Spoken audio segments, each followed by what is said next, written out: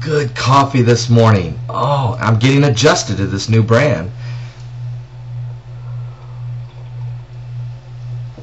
Oh, I'm getting adjusted to the new brand of coffee, and I hope you're having a great morning this morning. Hi, I'm Paul Begley. But I'll tell you what I'm not getting adjusted to. I'm not getting adjusted to North Korea, Kim Jong Un picking his youngest son, Kim Jong Un. Can't see if I can say that right.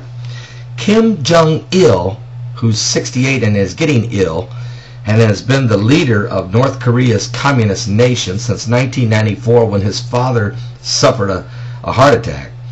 He has been the leader now since 94. Kim Jong Il has chosen and promoted his youngest son to a 4-star general. His name is Kim Jong Un. Now, isn't there something like feng shui?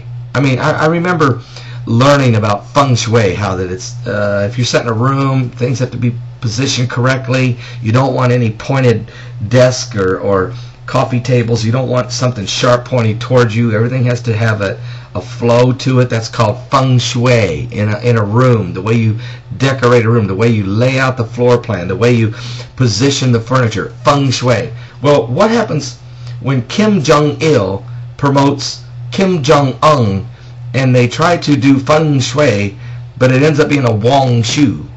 That's the book I'm going to write. Instead of how to live with feng shui, I'm going to write a book entitled Don't Live with a Wong Shoe.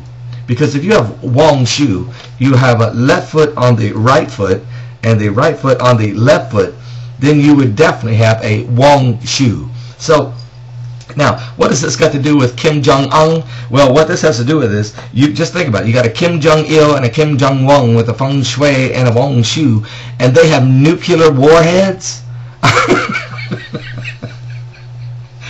I did that pretty good, though. You have to admit, some of you guys are laughing out there. Some of you folks are laughing. But think about it. Do we want Kim Jong Un to have nuclear warheads? Here's the 3rd generation. What happens when a company is formed? Grandpa forms a company.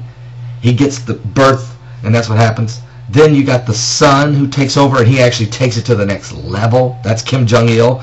But then when the 3rd generation takes over, they destroy it. That's Kim Jong Un. He'll turn feng shui into Wong shu.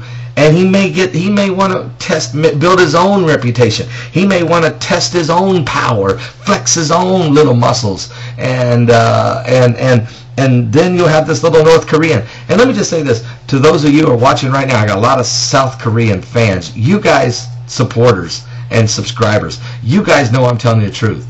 The dangerous thing in the world is to have this radical, loose cannon rolling around on deck, North Korea leadership, being passed down from one generation to another, the same family, inbred, trying to lead a nation with their thumbs on the button on the nuke, and they think they're fine because they got big China watching their back. The problem is, this isn't the way the world should be set up. Threats. You know, Kim Jong Un was supposed to go to an industrial site yesterday and was supposed to actually view the economic situation of his country, but he spent the day with his father, Kim Jong-il, watching live military drills and sitting there as if this was the most powerful nation on earth. We need to pray, America, because as Islamic terrorists continue to roam around the world, striking terror into civilians across free democracies and free republics and Christian and Jewish nations, you have to also deal with the fact that these radical communists who deep down inside their soul want to control the world, these nations who are building alliances all over the world with Iran, you've got China, Russia, Venezuela wanting to play now, and Iran, and then here comes North Korea. Of course, Cuba's always sitting around. You have to keep an eye on these communist nations as we get closer to the end of time, and in the book of Revelation refers to Armageddon. Well, don't wear the Wong shoe, and I'm Paul Begley.